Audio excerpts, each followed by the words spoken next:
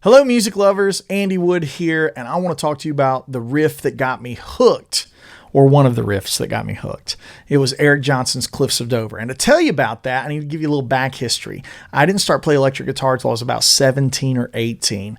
I grew up playing a lot of mandolin and a lot of bluegrass.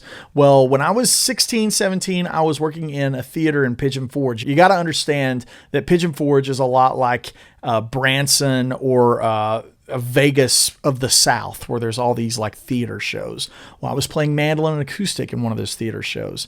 There was a guy that was playing electric guitar. His name was Jimmy, and Jimmy made me a mix CD, and it had all of these things that he thought I should know as an electric guitar player. We're talking, it's the who's who. It's all-star lineup, right? It's Eddie Van Halen's Eruption, Steve Vai, For Love of God. I think there's some Racer X on there. Dixie Dregs, Steve Morse's Too Many Notes was on there. And then there was a track by Eric Johnson. That track was called Cliffs of Dover. That thing hit me like a ton of bricks. I was hooked in the first 5 seconds. It was the tone, the chops, and most importantly, the song itself. The song felt familiar enough to a guy who had a background in bluegrass and fiddle tunes. Like the head's kind of bouncy like a fiddle tune. Obviously, it's hard to take that masterpiece and even come close to recreating it, but I just took a couple of the hot moments that I liked and played it for you guys. It was just so influential, and it really helped me find a way to find my voice as an electric guitar player, because it made it almost like it was okay to have these fiddle tune inspired elements. Obviously don't know what Eric was thinking about when he wrote it, but that little head, it felt familiar in a way. It felt like some of the tunes that I grew up playing as a kid. And obviously, let's talk about that tone. It was just so big, and it had this warmth to it.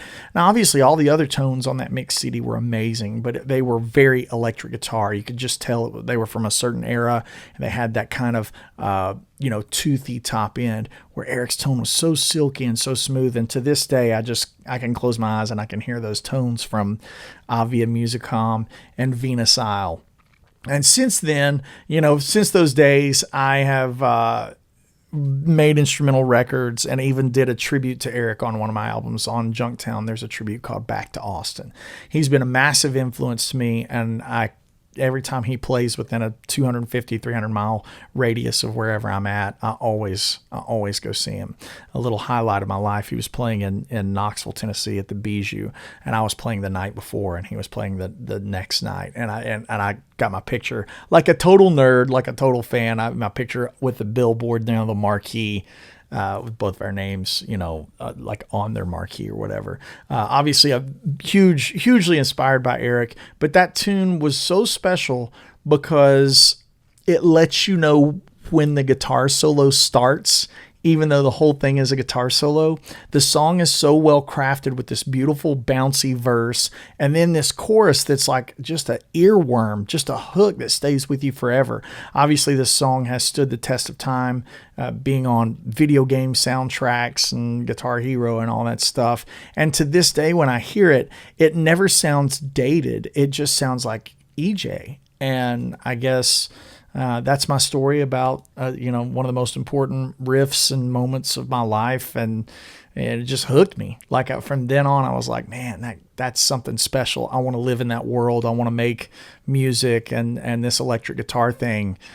Maybe I check that out, because again, coming from a mandolin player's perspective, it just seemed like uncharted waters, but there was something in Cliffs of Dover that was like kind of a gateway drug. It held my hand into that world. So thank you, Eric, for the beautiful music. And that's my story on a riff that got me hooked. Cheers.